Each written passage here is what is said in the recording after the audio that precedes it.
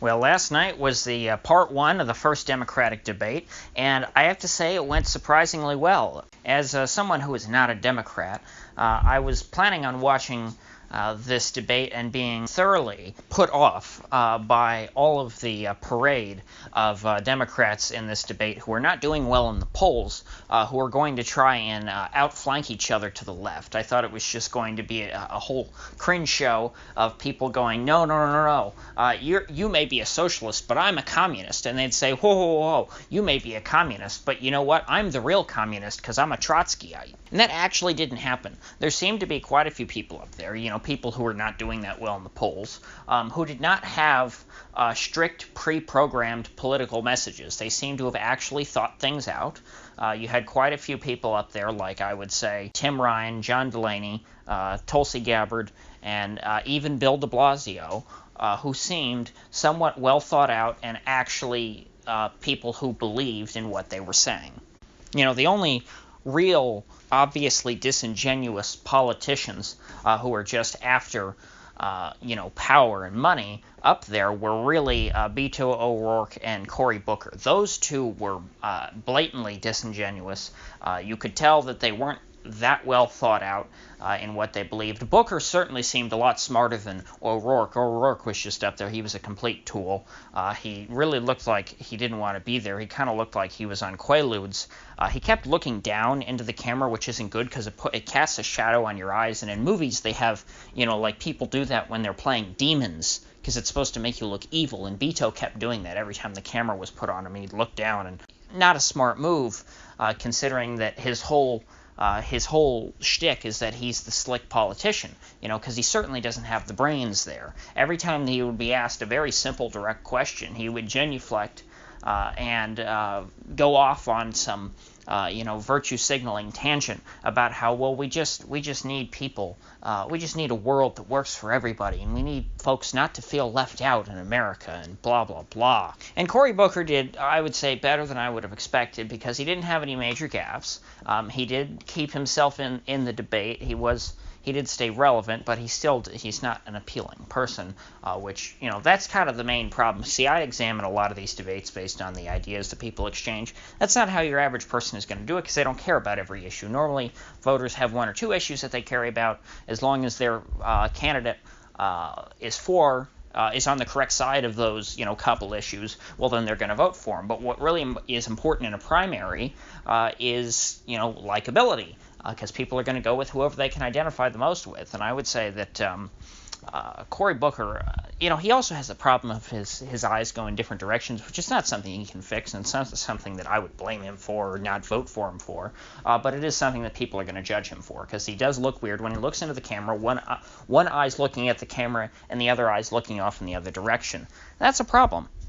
Now, normally when Cory Booker talks, he does sound like a total fraud. And I will give you, last night, he did sound like a fraud to me still, because I've heard him in the past and I'm familiar with him. But if I were coming to him as someone who had never heard of the guy and I was watching him on TV for the first time, I could see some people taking him seriously and thinking that he was a somewhat genuine person. You could not say the same about Beto O'Rourke, certainly.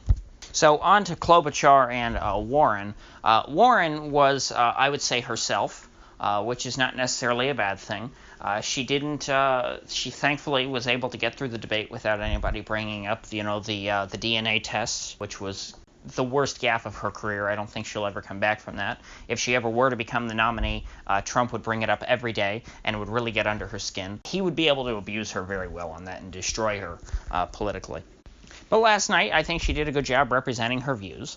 She came across as somewhat of a free thinker, talking about her problems with the pharmaceutical industries and what have you. And I believe she and de Blasio were the only two people who wanted to completely abolish private insurance, which is a pretty radical step. I don't think that would be very popular if you told people who have insurance right now, hey, you're going to completely lose your insurance, because the only way that they got Obamacare passed was that they said, hey, if you like your doctor, you can keep your doctor. And that turned out not to be true, but the bill would have never passed if Obama hadn't touted that line and come up with that good slogan.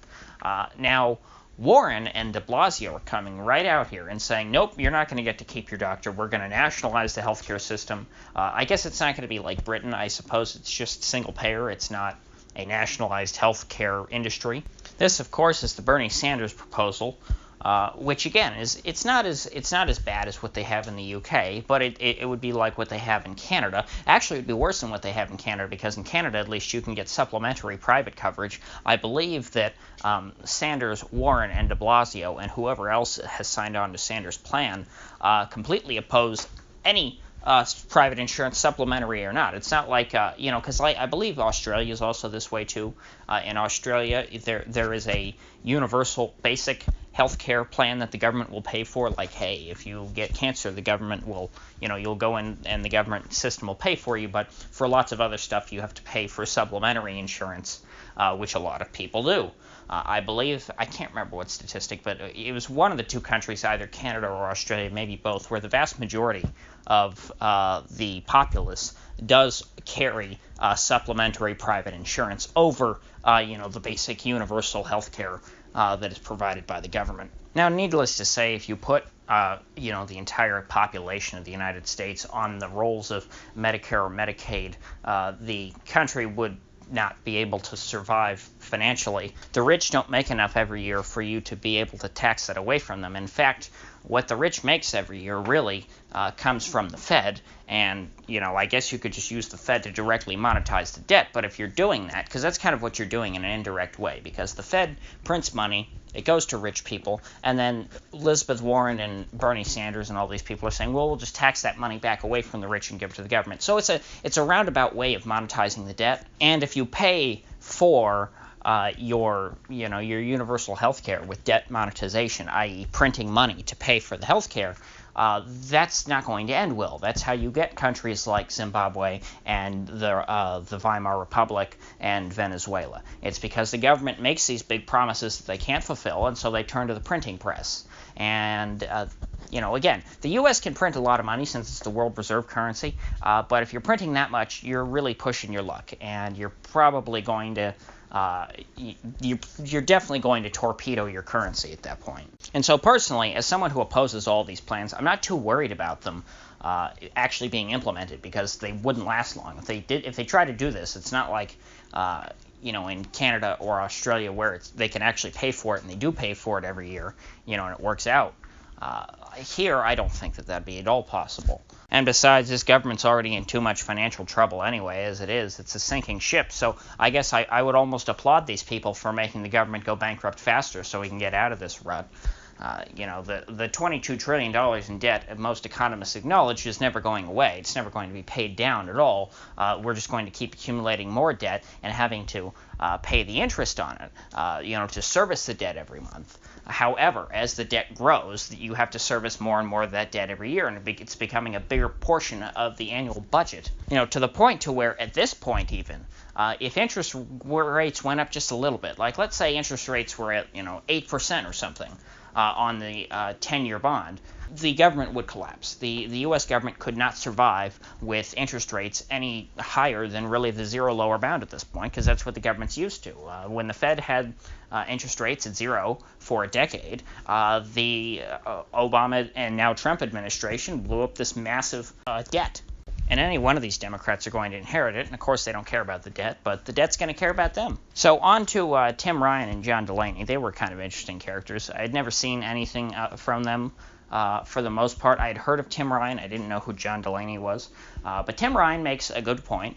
His whole campaign is basically saying that the Democrat Party has become the party of the coastal elites, and he says he's from a Rust Belt town, Youngstown, or maybe it's Youngstown. I don't know if it's Youngstown or Youngstown, Ohio. And he says, hey, a lot of people in Middle America feel like they've been left behind by the Democratic Party, and we need to step in and give them an alternative to the Republicans. And he makes a good point, because Ohio has gone from a swing state to a pretty reliably Republican state in my lifetime. And it seems to have correlated with the shift of the Democrats from being what even de Blasio, the communist, described as a working class party to a party of coastal elites with strange sensibilities. I think you saw this manifest itself last night when you had a lot of the candidates open their statement speaking Spanish and expecting the audience to understand. Like, yes, they're in Miami,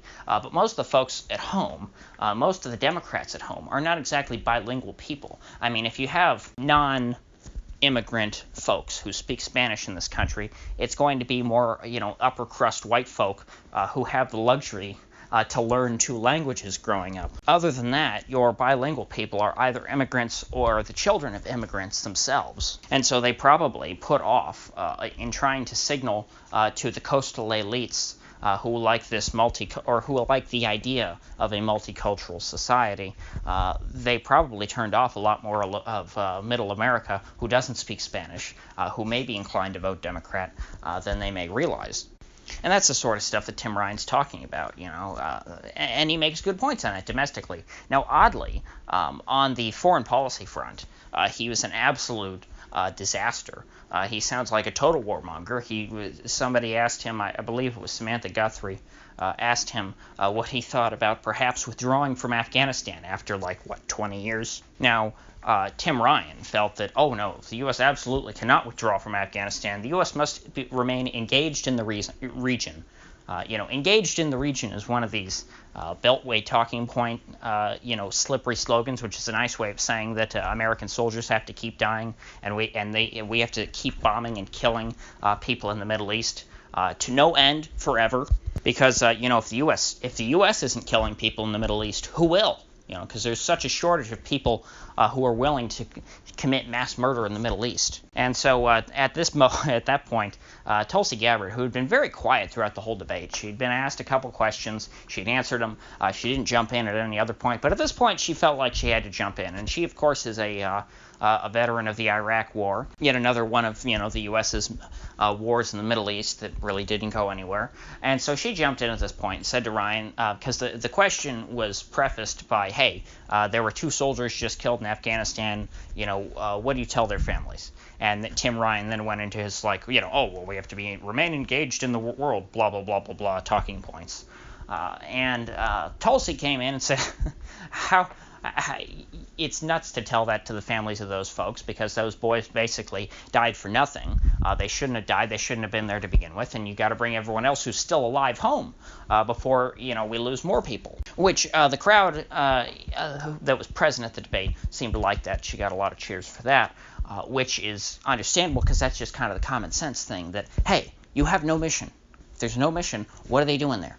You're not going to get rid of the Taliban, as she said. The Taliban, and I'm glad Tulsi pointed that out, the Taliban were in Afghanistan long before the U.S. ever went there. In fact, the Taliban used to be allied with the U.S. in the 1980s. We liked them because they were fighting the Soviet Union. And so why would, if they beat the Soviet Union at the height of their power in the 80s, and the 70s, really, went the 70s into the 80s, why does any American in Washington who understands anything about history, why would they think that the U.S. can somehow drive the Taliban out of their homeland in Afghanistan and send them somewhere else? The Taliban, as she pointed out, is going to be there long after the U.S. leaves, no matter when that is. So the U.S. might as well just pick up their toys and go home. And Tim Ryan's retort, believe it or not, was, hey, if you do that, the reason why you don't do that, Tulsi, it's because when you don't remain engaged in Afghanistan, the Taliban, or he didn't say the Taliban, he said those people fly planes into your buildings, which of course was a reference to 9/11. And Tulsi, he just tossed her a softball because Tulsi got back at him real quick and said, the Taliban did not attack us on 9/11, Al-Qaeda did, which is an obvious fact that anyone with access to Wikipedia at this point should know. 9/11 was one of the most important historical events in modern American history. You could say it was the pivotal event in modern American history. Certainly the most important day since the end of the Cold War. And this guy is trying to essentially lead people to believe that the Taliban were the ones who blew up the Twin Towers, when it is an obvious fact that it was Al-Qaeda. And he knew that because you saw the look on his face. As soon as she said that, he's like, oh, I was hoping you weren't going to point that out. And he corrected himself and said, oh, well, the Taliban were giving aid and comfort to bin Laden or whatever, which is different from saying that the Taliban flew planes into our buildings on 9/11. But you can tell people never really distinguished in the media, or politicians or anybody. Pro-war people never really make any distinction meaningfully between the Taliban and Al-Qaeda. You're just supposed to think that these two groups, they've meshed together, they're the same thing, when that's obviously not the case. And so he was hoping that he could gloss over that by just saying, yeah, they flew planes into our buildings, so we got to stay in Afghanistan. It's like, well, if by they you mean brown people, sure. But the folks who committed the 9/11 attacks were not from Afghanistan. They didn't speak any of the languages in Afghanistan. They were Arabs from Saudi Arabia and Egypt and some other Gulf countries. And they were Salafis who believed in a Saudi ideology, not the Taliban ideology. The Taliban ideology is, hey, we live in tents, and if people come on our land, we kill them. That's the Taliban ideology. It's pretty simple. And so even the other warmongers on Twitter that I saw were recognizing that, like, wow, Tim Ryan really bungled that and let Tulsi walk all over him, which is surprising. I wouldn't have expected folks like, I believe, Noah Rothman I saw actually acknowledge that Tulsi won that exchange, whether you agree with her or not. So that, I thought, was the most exciting point of the debate. The rest of it was surprisingly civil and productive. It was much better than from what I remember the Republican debates being in 2016. And of course, the Democrat debates in 2016 were just a coronation. They were a formality. They didn't really matter, and there weren't that many of them. But this last night, I thought the moderators did a good job. They kept everyone to time. You could see that obviously they favored the people who are higher in the polls, but that's what you would expect to do. You would give more time to the folks who the public has shown more of an interest in. I thought they were all very professional and did a good job. Yes, even Maddow, I thought, did a fine job because, these are a bunch of Democrats. It's not like she's moderating a debate between a Democrat and a Republican. However, Jose Diaz-Balart, who is the nephew of Fidel Castro, of course, I don't think that he shares any of Castro's ideology, considering that his family fled Castro's Cuba. He had one segment when he was asking a question about apparently a picture of a father and a daughter who were found drowned in the Rio Grande, trying to cross into the U.S., and he said, oh, it was just disgusting, and he had this very emotional display, and I'm sure it was genuine, but to me it was like, you're the moderator, you shouldn't be showing that kind of emotion, you should be asking these questions pretty dispassionately, you shouldn't be leading the debate subjects to an answer. Jose, and if you are emotional about this, you should have had somebody else ask the question. And frankly, as far as the picture itself goes, I feel very bad for someone who feels desperate enough that they have to try and, trek across Mexico and from whatever country he was from and sneak into the U.S. But really, it's not the United States' fault if you try and swim across the Rio Grande with your young daughter. That's something that's very irresponsible, and there is a great risk there that you'll both drown. It is a big river. While I feel bad for them, I can't exactly get angry and act like somebody was supposed to, help them, because he did that to himself. He was an irresponsible parent. I know that's tough medicine for people to hear, but that's just the way I see it. And so finally, I wanted to point out a kind of a minor thing, but when they were talking about the carbon tax, my problem with Democrats and the carbon tax is they always want to say, oh, well, we're making a market for carbon emissions, and so this is a market solution, blah, blah, blah. But if you look at how most of their schemes that they come up with, their cap and trade schemes, all the revenue from selling the carbon credits goes directly back to the government. And so the whole idea behind trying to do cap and trade is that, hey, carbon emissions harm everybody, right? And so we've got to cap them. And people and corporations are going to have to pay for the right to emit because it has a cost. And so we're internalizing that externality, as economists would say, or at least as mainstream economists would say. And the obvious thing here is that, well, if you're internalizing an externality, if you're trying to pay for a cost that you are imposing on someone else, why would the money then not go to the people who you are imposing that cost upon, namely the whole of the population? If the whole idea of the carbon emissions is that it affects us all evenly and that the cost is spread across every person in America, why would you then not take the money from the carbon credits and give it directly back to the people which would, make more sense. If you're trying to internalize the costs of it, then people, if these people have some cost inflicted upon them, then they should be compensated for it. That's the whole logic behind this. And the only person up there who made the case of actually taking up there, because they all seem to support cap and trade, which again I think is a terrible idea. It costs a lot of money to implement, blah blah blah. The only person up there who seemed to actually have a decent understanding of this logic was John Delaney, because he said, hey, we can't just have the government take all that money, because then that would defeat the purpose of having the whole scheme. The whole scheme is to, give people back what they're, the cost that they are bearing. And so he said, hey, if I'm president and we pass cap and trade, everyone will get a carbon dividend. Every person in America, and so therefore you'll pay for how much carbon you use, but you will get money back for how much carbon everybody else uses, which is the only thing that makes sense if you actually think that the whole carbon pollution thing is a big problem. Now, I personally don't, because I don't think that a 2 degrees Celsius change over 100 years is a particularly big deal. It certainly is not worth all the headache of that people want to propose of completely, essentially deindustrializing the global economy. But anyway, if you gained anything of value from this video, I'd appreciate you clicking that like button and subscribing. And if you do subscribe, please do click the bell, because I do upload every day and I'd hate to have you miss one. So I'll see you folks back here tomorrow.